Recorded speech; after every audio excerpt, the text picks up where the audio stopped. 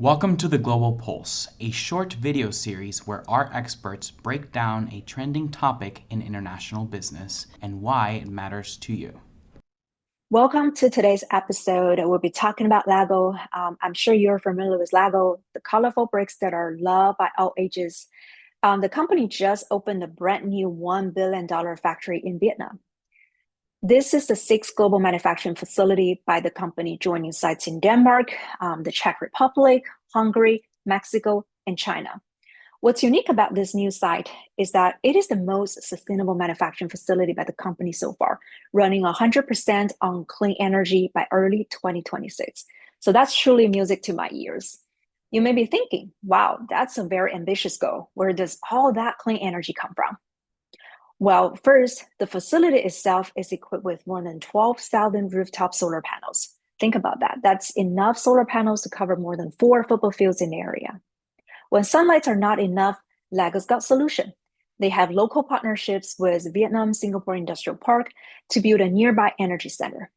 This new energy center will provide the country's first large-scale battery storage solutions to enable the renewable energy use. When the first two options are still not enough, Lego's got solution too. They have purchase agreements in place with local clean energy providers to fulfill the rest of the energy needs. So all of this will help Lego to achieve the broader commitment of reaching net zero emissions by 2050. But why the country Vietnam? How does it benefit Lego's global supply chain strategy? That's a great question.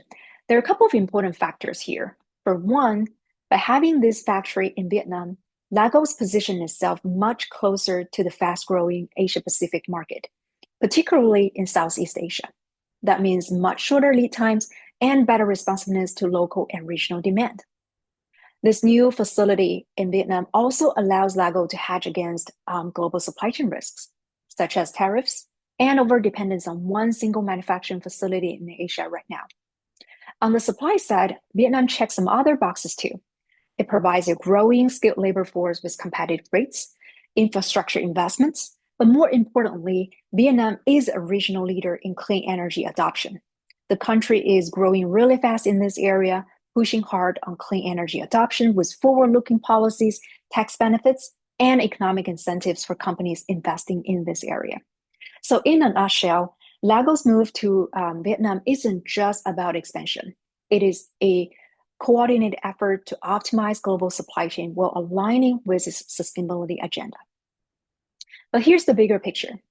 For any company such as Lego to truly integrate sustainability into its global operations, it just cannot do it by itself.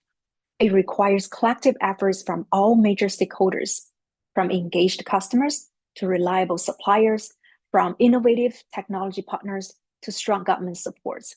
When all these pieces come together, doing the right thing becomes a logical business choice.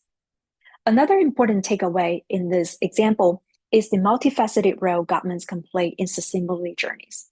Because environmental issues often carry much broader externalities to society and to economy.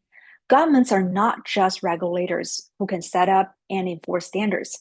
They are also important stakeholders who can be affected by the much broader outcomes. So they can help invest in and enable sustainable infrastructure to complement their roles as regulators. The Lego-Vietnam relationship is a great example showing this dynamic in action. As a final note, Lego is not stopping with Vietnam. They're building another carbon neutral facility right here in the States, in Virginia, which is coming soon.